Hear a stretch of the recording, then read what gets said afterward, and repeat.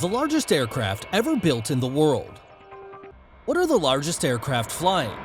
We all know the A380 is the largest passenger jet built, and likely will be for some time. We take a look here at this and other large passenger jets, as well as transport aircraft and some one-off developments. There are many ways to measure large aircraft, including length, weight, volume, or wingspan. We'll take a look at all of this, but bear in mind, others could easily make the list. Airbus A380. The A380 is the largest passenger jet ever built by passenger capacity, volume, weight, and wingspan. The 747-8 beats it for length, however, as will the upcoming 777-9. It offers a maximum passenger capacity exit limit of 853, but a typical capacity of 400 to 550. Such high capacity demonstrates a world-class feat of engineering, but unfortunately, it has not worked out as well as hoped for airlines. Emirates has made a success of it with its hub-based model, but most airlines have struggled.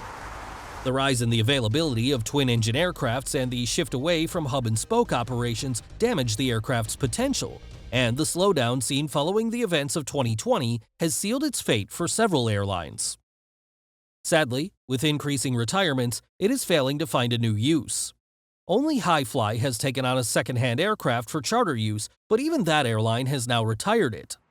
Its potential in the cargo market is limited by its design, and although it would make an amazing private jet or VIP transport, its size and limitations have so far stopped this from happening. Boeing 777-9. As test aircraft are now flying, it seems appropriate to include Boeing's upcoming 777X. The largest variant, the 777-9, will be the longest passenger aircraft ever launched at just over 76 meters. And it will offer a typical capacity of 426, not far off that of the 747-8. Unlike the other passenger aircraft on this list, the 777X, of course, is a twin-engine aircraft. And these new GE9X engines are the largest and most powerful commercial engines ever built, larger than a 737's fuselage. The 777X will bring in a new era of very high-capacity, very efficient twins. We are unlikely to see four-engine commercial jets again for some time, but there could be more developments in this area. We still have to wait a while to see the 777X in airline use. Development has been delayed due to engine problems and issues with structural testing. And production delays have also crept in due to the slowdown during the pandemic. As of May 2021, orders stood at 320, down from 350 before the pandemic. Qatar Airways currently expects to take its first aircraft in 2023, but Emirates, by far the largest customer, may not until as late as 2025.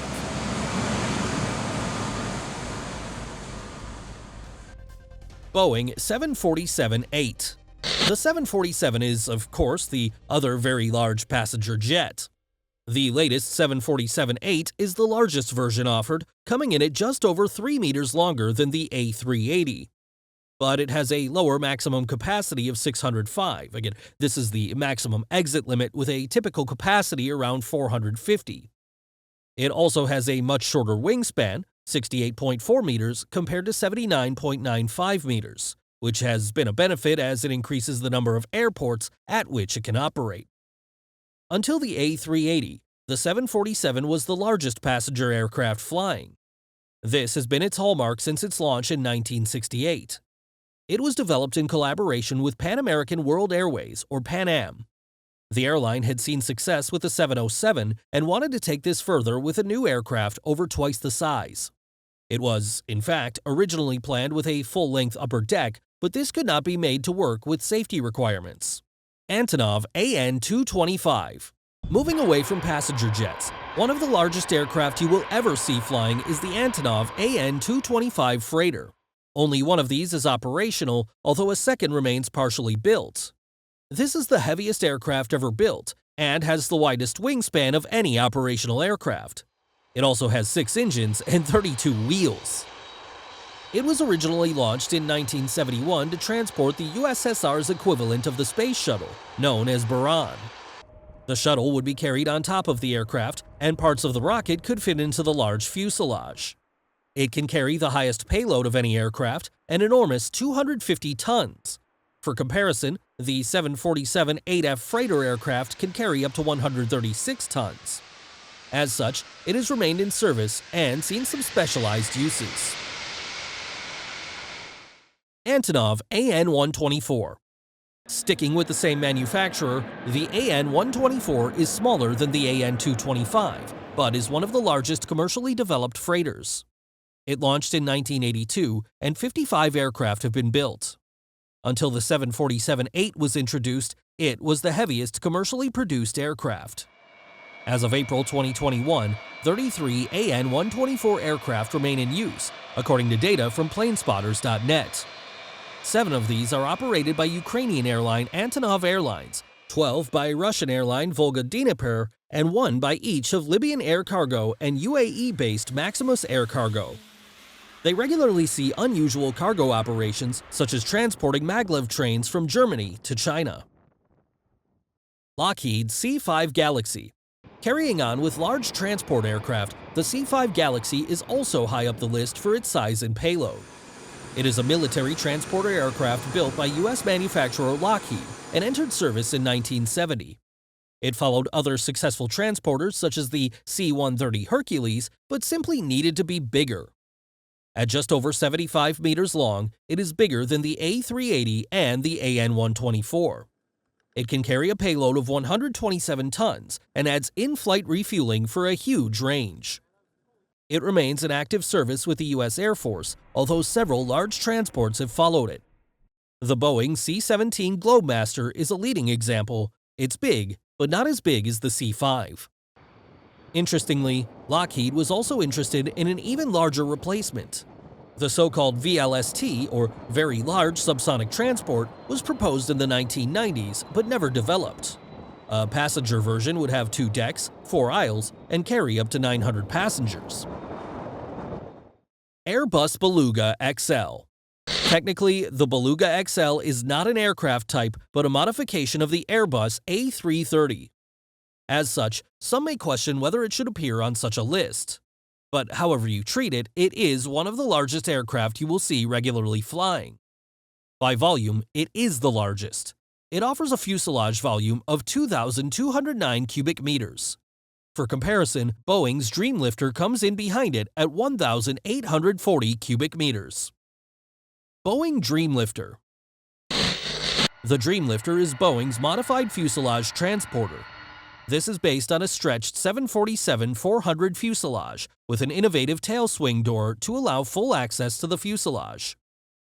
It was designed to carry Boeing 787 parts from suppliers in Italy and Japan, as well as U.S. locations, to final assembly facilities in Washington and South Carolina.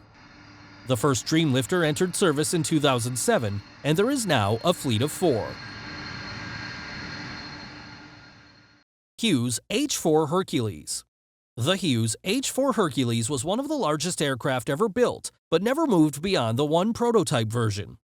It is a flying boat transport and was designed for use during the Second World War. It could carry 750 troops or 2 30-ton M4 tanks. However, it did not get flying until 1947, after the war had ended. It has the second largest wingspan ever after the Strata Launch at 97.8 meters and is powered by 8 Pratt & Whitney engines. To conserve metals during the war years, it has a wooden fuselage, hence its nickname of the Spruce Goose. Strata Launch. Last on our list is the Strata Launch aircraft, with the full name of the Scaled Composites Model 351 Strata Launch. This huge double fuselage plane has the largest wingspan of any aircraft ever, an amazing 117 meters. The closest behind this today is the AN225 at 88.4 meters. There have been delays to the program, most notably following the death of its founder Paul Allen in 2018. The new owner, Cerberus Capital Management, decided to shift the role of the aircraft to be a launch vehicle for reusable hypersonic flight research vehicles. After a 2-year delay from its first flight, the Strata Launch flew again in April 2021. We'll keep an eye on future developments for this exciting aircraft.